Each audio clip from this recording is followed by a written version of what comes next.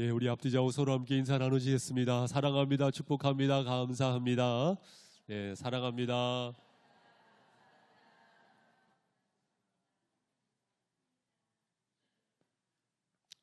두세 사람이 내 이름으로 모인 곳에 나도 그들 중에 있느니라. 주님 말씀하셨죠. 이 자리에 살아계신 주님께서 함께 하시고 우리 예배 가운데 영광 받으시는 줄 믿습니다. 그 살아계신 주님 앞에 영광의 박수 한번 올려드리겠습니다.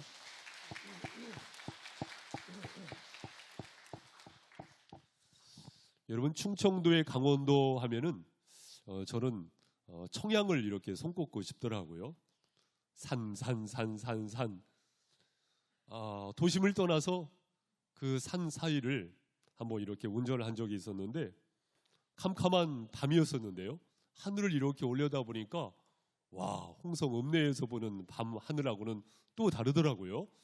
별이 얼마나 많은지 새삼 느낀 것이 무엇이냐면은, 캄캄한 밤일수록, 짙은 어둠일수록 무엇은 더 빛난다?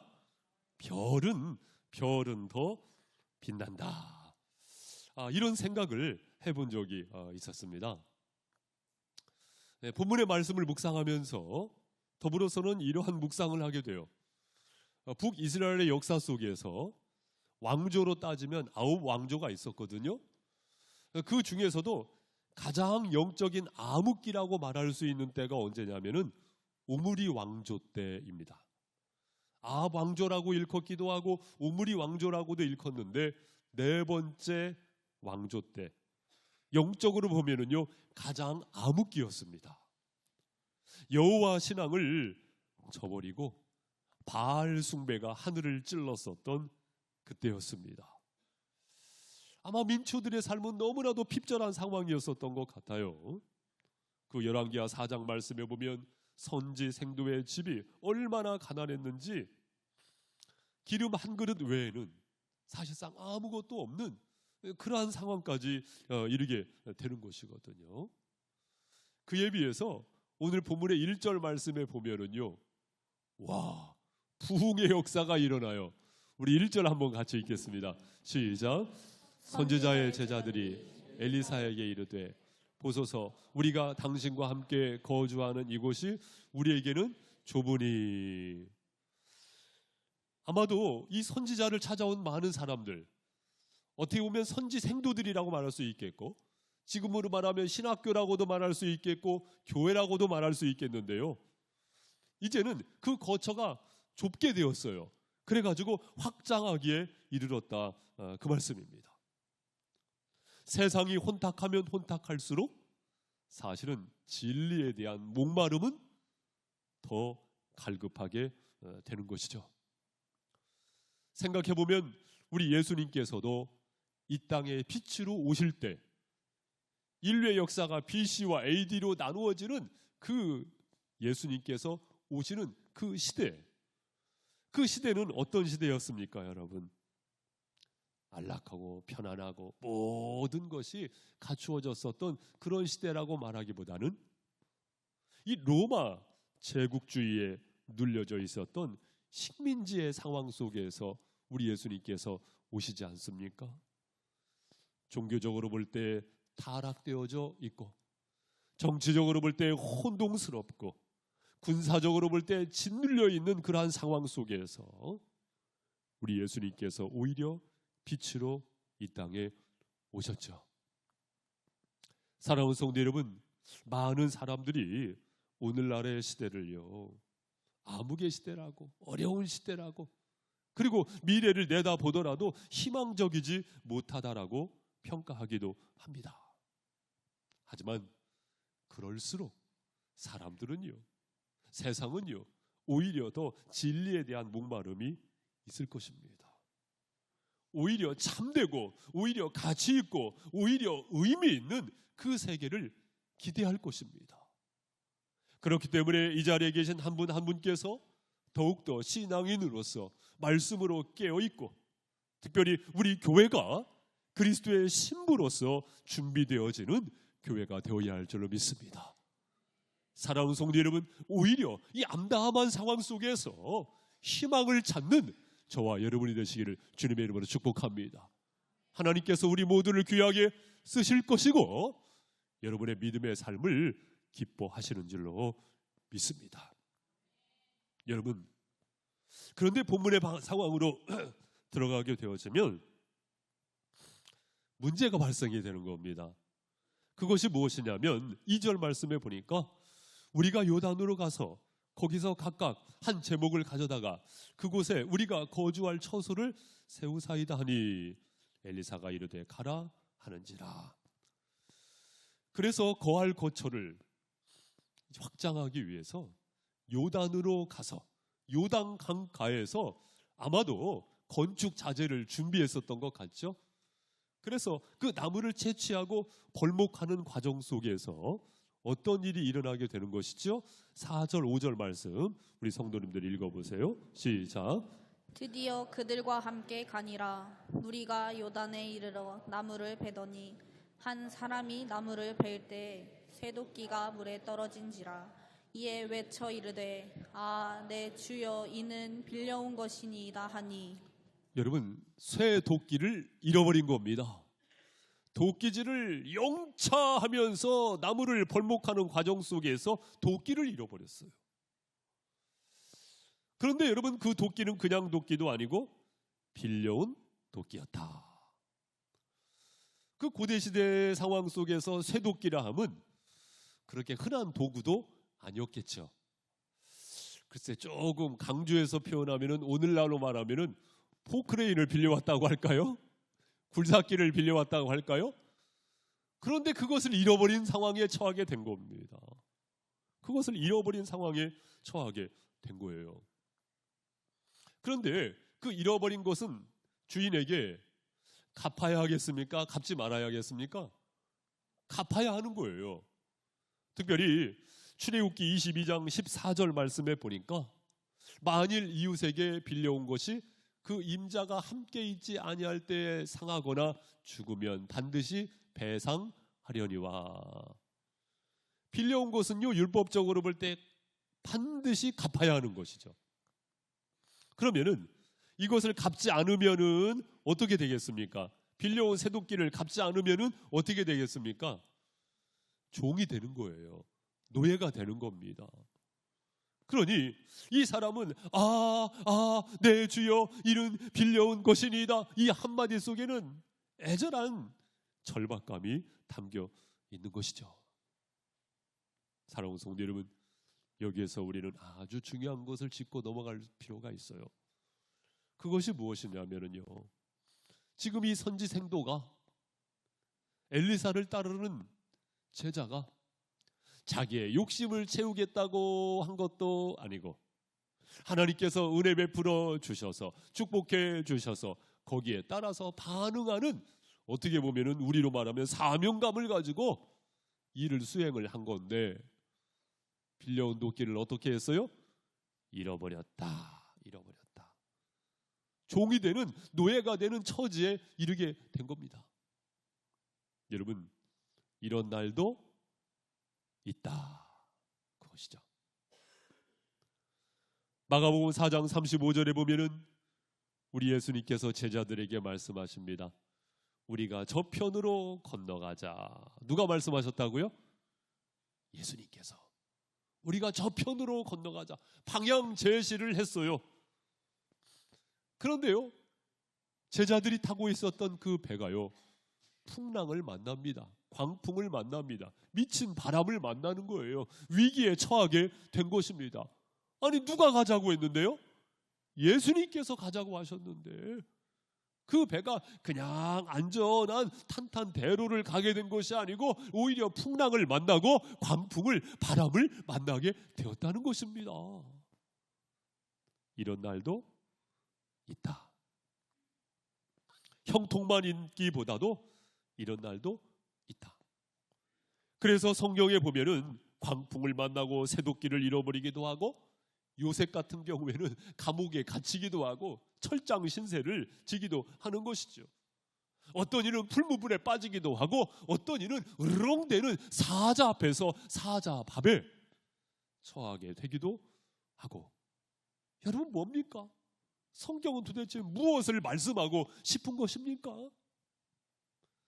사랑하는 성도 여러분, 우리는 형통을 바라죠. 물론 하나님께서는 형통을 주시는 하나님이십니다. 그런데 하나님께서는 가장 좋은 형통을 주시는 하나님이세요. 그래서 우리가 바라는 형통이 있어요. 인간인지라 있지요. 그런데 하나님께서 바라시는 형통이 있어요. 교집합을 만날 때는 너무나 좋죠. 그런데 내가 바라는 형통이 꼭 하나님께서 허락해 주시는, 하나님께서 우리에게 선물로 가장 좋은 것으로 주시는 형통과 똑같지는 않더라, 그 말씀입니다. 하지만 하나님께서는 우리에게 가장 좋은 선물을 주시는 하나님이라는 것을 우리는 분명히 믿습니다. 하나님을 사랑하는 자, 곧 그 뜻대로 부르심을 입은 자들에게는 모든 것이 합력하여 선을 이루느니라. 여러분, 이것을 분명히 믿으십니까? 아멘, 아멘, 아멘, 아멘입니다, 여러분. 그럴 때 우리는 어떠한 상황에 처하든지 간에 감사를 잃어버리지 않습니다. 여러분, 감사하잖아요. 사실상 합력하여서 선을 이루시는, 형통케 하시는 그 하나님을 믿기 때문에 우리는 어떠한 상황에서도 감사할 수가 있죠. 우리가 감사를 잃어버리면은요, 진짜 보아야 할 것을 못 볼 때가 많이 있죠. 우리가 감사를 잃어버리면 진짜 들어야 할 소리를 못 들을 때가 많죠. 우리가 감사를 잃어버리면은요, 진짜 소중히 여겨야 할 것을 잃어버릴 때가 많더라, 그 말씀입니다. 사랑하는 성도 여러분, 감사 따라해 보시죠. 감사. 우리가요, 감사를 고백할 때 영혼의 생명력으로 충만하게 되어지고요, 우리의 육체도 살아납니다. 여러분, 감사합니다, 감사합니다. 그럴 때 표정부터 달라지잖아요. 여러분은 어떤 생각을 하느냐에 따라서 여러분의 몸의 반응이 있다는 것 알고 계시죠? 여기 가령 오렌지가 있다고 한번 생각해 보겠습니다. 이 오렌지를요, 과도로 쫙 쪼갰어요. 근데 과즙이 탁 튀어가지고 눈으로 탁 들어버렸어요. 그래서 오렌지 껍질을 탁 까가지고 입에다가 확 깨물었습니다. 오렌지 과즙 입천장에 쫙 튀었습니다. 그리고 그 오렌지를 꿀꺽 삼켰습니다. 자, 여러분 혀 밑에 침 고이신 분 모두 한번 손 내려보세요. 어떤 생각을 하느냐가요, 몸에서 반응이 일어나기도 합니다.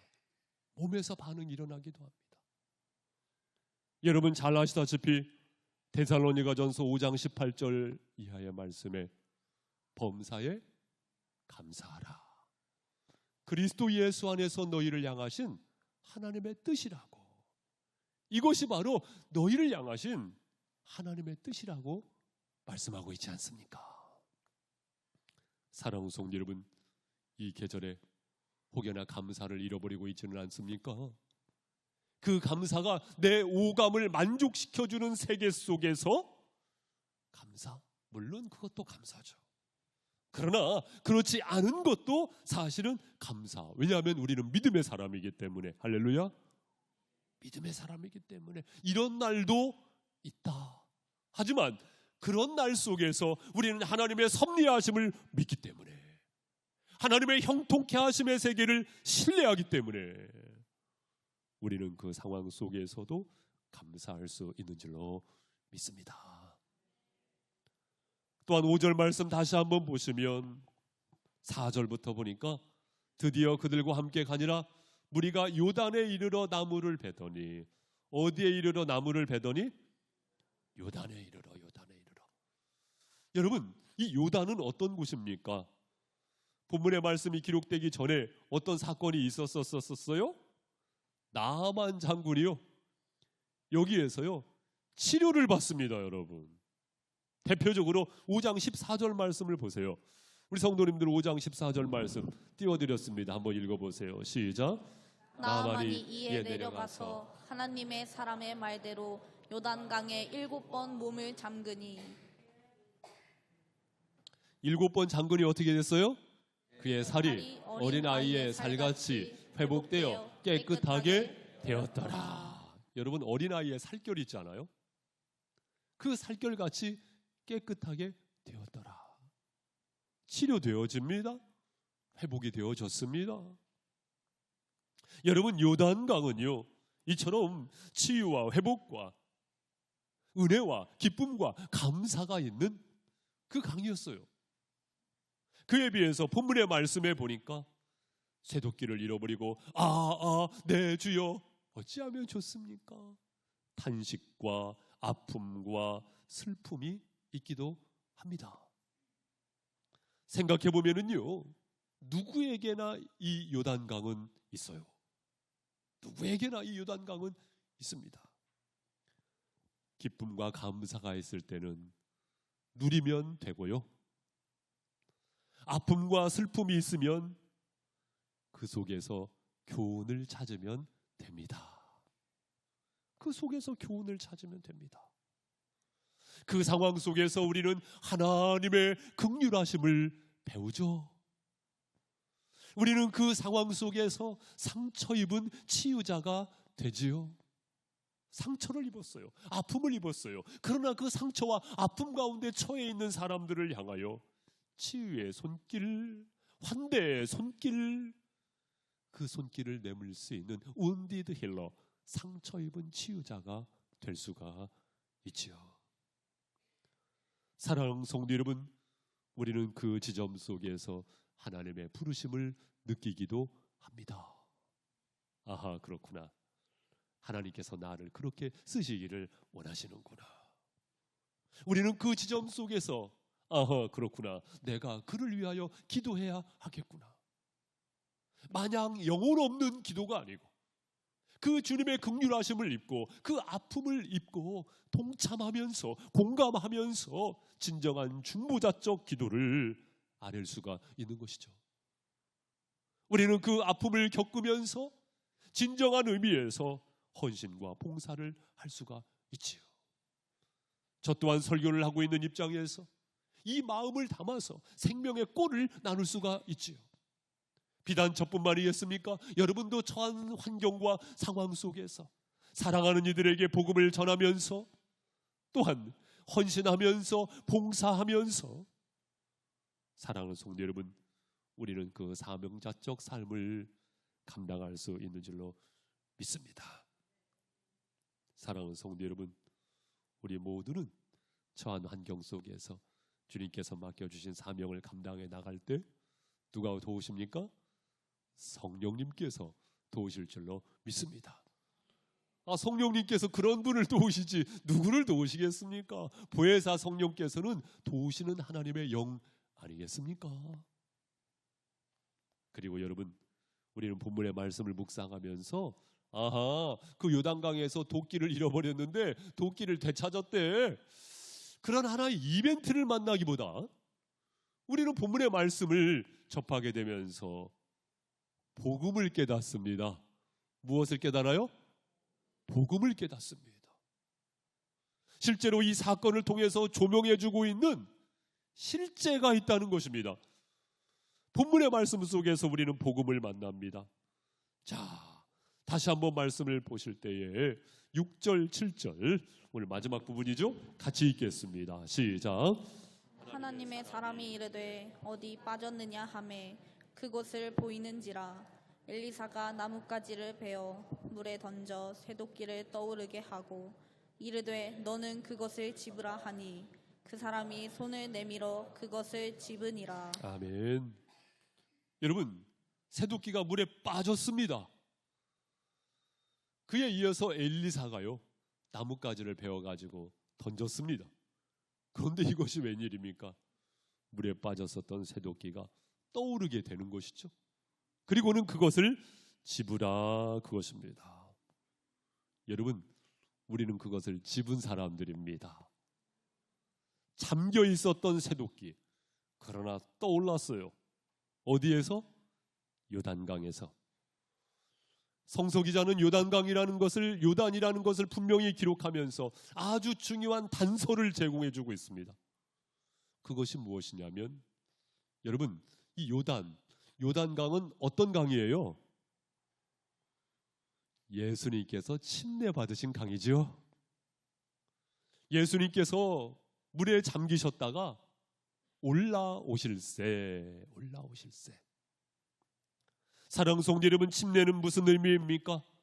옛사람이 죽고 새 사람으로 살게 되었다. 하나님의 자녀로 다시 태어난 것을 고백하는 것 아니겠습니까? 그런데 여기에서 다시 태어났다. 이것은 무엇을 고백하고 무엇을 체험하는 사건입니까? 다시 부살활. 다시 살아나신 예수 그리스도. 그 예수 그리스도를 믿는다는 것입니다. 할렐루야. 그 믿음으로 부활 체험을 한 것이고, 그 믿음으로 부활의 소망 가운데 주어진 생애를 열어가는 것입니다. 여러분, 그 체험을 하신 분이 저와 여러분인 줄로 믿습니다. 어떻게 새 도끼가 물에서 뜰 수 있느냐고요. 이것보다 더 큰 기적이 무엇이냐? 이 사건을 통해서 비추어 주고 있는 예수님께서 부활하셨다는 것입니다. 바로 이 사건을 예표하고 있습니다. 사도 바울이 다메섹 도상에서 부활의 주님을 만납니다. 사울아, 사울아, 왜 내가 나를 핍박하느냐?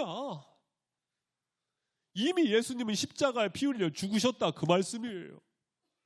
그런데 그 예수님께서 살아나셨고 살아계신 주님을 만난 것입니다. 마찬가지로 우리는 부활의 주님을 만나게 된 줄로 믿습니다. 부활의 주님을 여러분의 가슴 속에, 여러분의 삶의 현장 속에, 여러분의 인생 속에 영접하시게 된 줄로 믿습니다. 신앙은 이념이 아니고 철학이 아니죠. 살아계신 주님과 함께하는 생활, 그것이 신앙 생활이지요. 그러니까 내 두려울 것 없네, 이것이 여러분의 신앙의 고백 아닙니까? 할렐루야. 그렇습니다. 우리는 물에서 떠오른 새도끼를 집은 사람들입니다. 여기에 진정한 자유와 평강이 있고 여기에 해방이 있습니다. 말씀드렸다시피 도끼를 잃어버린 자는 어떻게 된 거예요? 원래는 어떻게 되냐면요, 도끼를 잃어버리고 나면은요, 종이 되는 겁니다. 노예가 되는 겁니다. 사실상 우리가 그렇습니다. 세상의 종이 될 수밖에 없고 죄의 종이 될 수밖에 없었어요. 그런데 엘리사가 던져준 나무로 인하여서 우리는 새 도끼, 떠오른 새 도끼, 그것을 짚게 된 사람들이죠. 여기에 진정한 해방이 있게 되고 자유가 있게 되었습니다. 이것이야말로 가장 큰 감사인 줄로 믿습니다. 이것이야말로 가장 큰 감사죠. 그리고 이것이야말로 우리가 자녀들에게 물려줘야 할 신앙의 유산이죠. 여러분, 명절을 보내면서 자녀분들과의 만남을 가질 수도 있었겠고, 전화통화도 하실 수 있었겠고, 어쨌든 어떤 교류가 있으실 수 있었겠죠. 자녀들에게 물려줄 수 있는 가장 큰 유산은 무엇입니까? 재산을 생각하실 수 있겠지만 꼭 그것만도 아니잖아요. 그것 때문에 더 좋을 수 있지만 그렇지 않을 수도 있잖아요. 진짜 물려줘야 할 유산은 신앙의 유산인 줄로 믿습니다. 이것을 위하여 기도하세요. 이것을 위하여 눈물로 기도하십시오. 해도 안 되던데요. 그렇지 않습니다. 하나님께서 하시면 하실 줄로 믿습니다. 이것을 위하여 기도하시기 바랍니다. 이것이 가장 큰 감사이고 이것이 물려줘야 할 가장 복된 유산이라고 믿습니다. 여러분, 그리고 이 말씀을 마치면서 중요하게 강조하고 싶은 것이 무엇이냐면 엘리사가 나뭇가지를 베어서 던졌다, 그 말씀입니다. 엘리사가 나뭇가지를 던졌다, 그 말씀입니다. 여러분, 이 나뭇가지는요, 십자가를 예표하는 나뭇가지입니다. 십자가는 무엇입니까? 고린도전서 1장 18절 말씀과 같이 십자가의 도가 멸망하는 자들에게는 미련한 것이요 구원을 받는 우리에게는 하나님의 능력이라. 오늘날에도 엘리사가 필요합니다. 십자가의 전달자가 필요하다, 그것입니다. 여러분, 이 십자가는요, 예수님께서 십자가에 피 흘려 죽으셨다, 여기에서 끝나는 것이 아니고 십자가는 완전한 죽음을 말하며 죽음으로부터의 부활을 말하는 가장 큰 메시지입니다. 할렐루야. 십자가의 전달자로서 믿음의 삶을 열어가실 수 있기를 바랍니다. 쇠도끼가 뜨게 될 줄로 믿습니다. 사랑하는 성도 여러분, 여기에 진정한 해방을 안겨주게 되는 놀라운 축복의 전달자가 되는 줄로 믿습니다. 십자가의 전달자가 되기 위하여는, 그렇죠, 말 그대로 십자가의 희생이 필요합니다. 십자가의 희생 없이 어떻게 십자가의 전달자가 될 수가 있겠습니까? 양무리 개강을 하시면서 우리 목자님들 희생 없이 어떻게 목자의 사명을 감당하실 수 있겠어요? 뿐만입니까? 목회자도 마찬가지죠. 목회자도 열애는 아니거든요. 십자가의 희생이 없이 어떻게 십자가의 도를 전하는 자가 되겠습니까? 홍성지역에 연합부흥회가 있다고 하는데 연합사역에 동참한다는 것도 사실은요, 희생이 필요하더라고요. 희생이 필요하더라고요.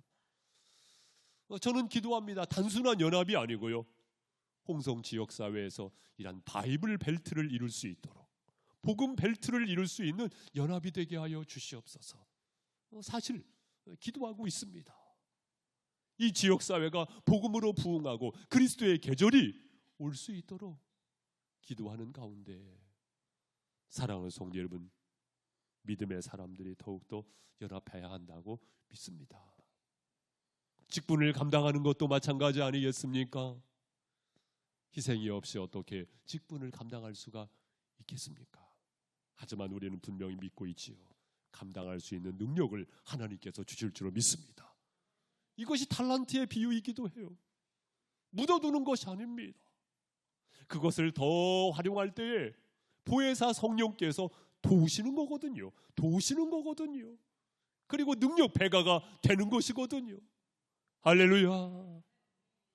사랑하는 성도 여러분, 움츠려들지 마시고 영적인 기지개를 치시면서 감당할 수 있는 능력 배가를 받으시기를 주님의 이름으로 축복합니다. 오늘 말씀을 보면서 우리는 혹여나 무엇 때문에 근래에 절망의 한숨을 쉬고 있습니까? 하지만 그 상황이 전부가 아니라는 것을 아실 수 있기를 바랍니다. 내가 생각하지 못하는 이해의 영역 바깥에서도 여전히 일하시고 계시고 여전히 역사하시는 하나님께서 진정한 의미에서 형통케 하심을 믿으실 수 있기를 바랍니다. 그래서 기쁨과 감사가 넘쳐나시고 오히려 절망의 상황 속에서 우리가 더욱더 깊은 믿음의 세계를 열 수 있는 은혜가 열려지기를 바랍니다.